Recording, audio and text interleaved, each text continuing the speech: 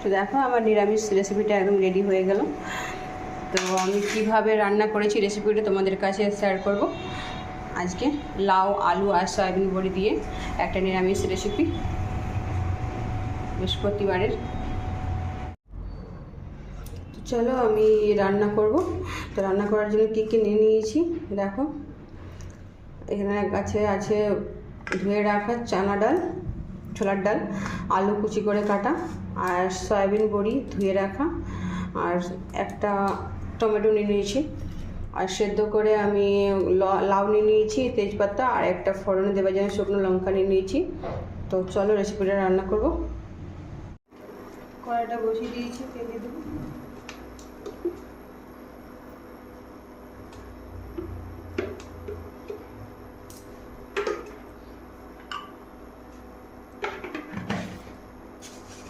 পাঁচফোড়ন দিয়ে দিব।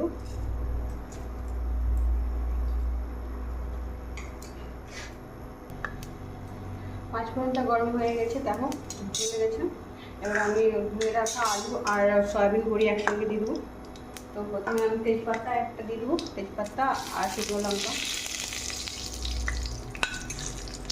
এবার তেলের মধ্যে আলু আর বড়ি একসঙ্গে ভেজে দেবো।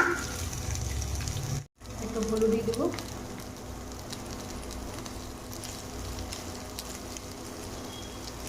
নুন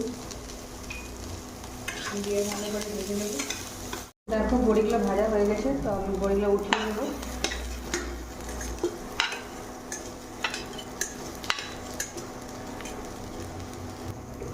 আর একটু তেল দিয়ে দেবো।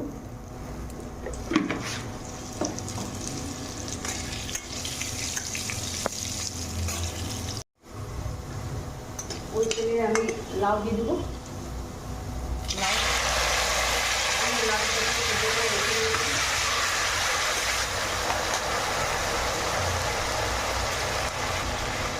আর ভিজে রাখা ছোলা দিল,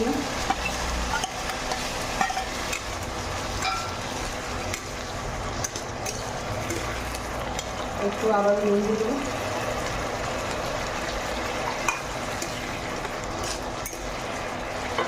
ঢাকা দিয়ে দেবো।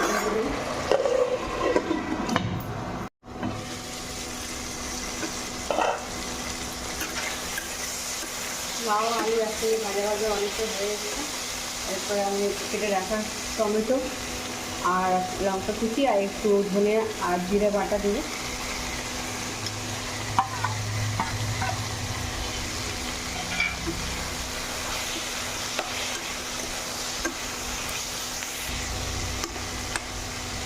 আবার ঢাকা দিয়ে একটু সিদ্ধ করে নেব।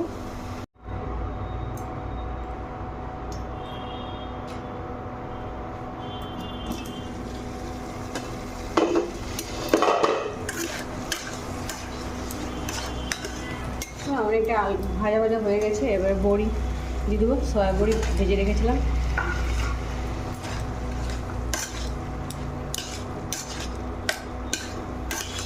এটাকে মিক্স করে নেব।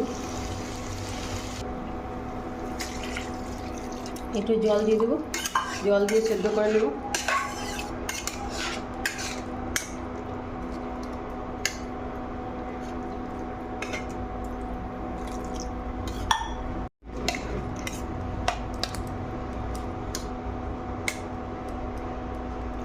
ঢাকা দিয়ে সেদ্ধ করতে দেবো।